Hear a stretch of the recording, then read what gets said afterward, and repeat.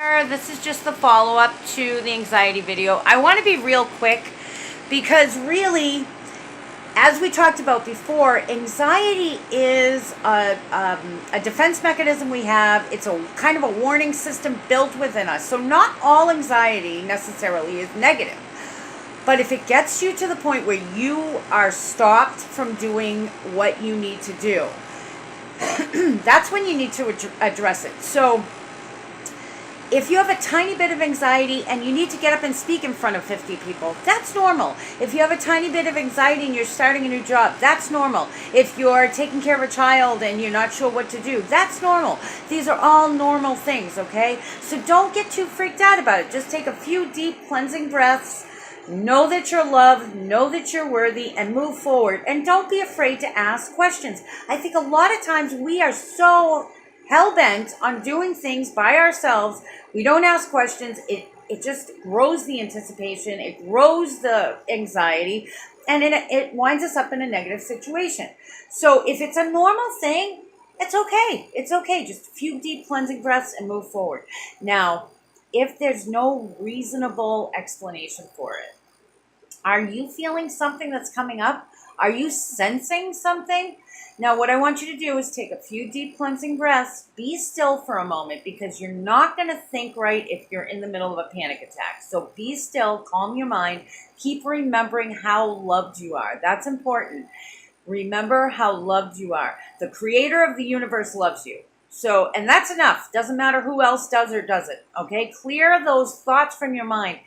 Capture every negative thought, even in the midst of anxiety. Capture the negative thought. Have something in front of you, a note or something, saying that, you are loved by the Most High, or I am worthy, or whatever it is that resonates with you that can kind of bring you down. Okay, I've been through worse before. That works for me. I've been through worse before, and I'm still here. What's the worst possible thing that could happen? Keep bringing it down the line, down the line, down the line. Death would be the ultimate worst thing that could happen, and death isn't so bad, right? Okay, so get yourself in that position. Calm, calm, calm. What's going to calm you is the deep cleansing breath. Hold that right in your lungs. Hold it as long as you can, and then release, okay? And then from that point forward, think, am I picking up on something? Is there a situation that I'm picking up on? Or is it me overreacting because of a past situation? If it's you and there's a past situation, don't necessarily just say, nope, it's just me being foolish. Pay attention to that feeling and ask, is there something more I should know? And be still and wait and listen for the spirit to tell you.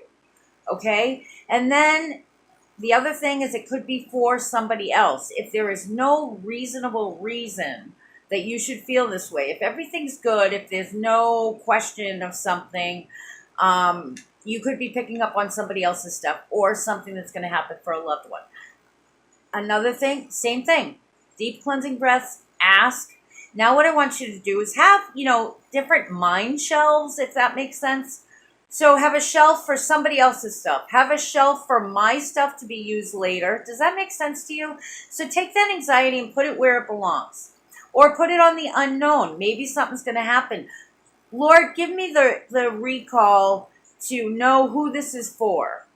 Should I warn somebody? Is it going on at home? Whatever, anybody that has children knows that parent's intuition and knows, okay, something's going on with my kids. It could be something like that. Something's going on with my boyfriend. Something's going on with my loved one, my parents, whatever the case may be.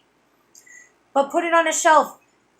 And the biggest thing is to take those deep cleansing breaths and move forward.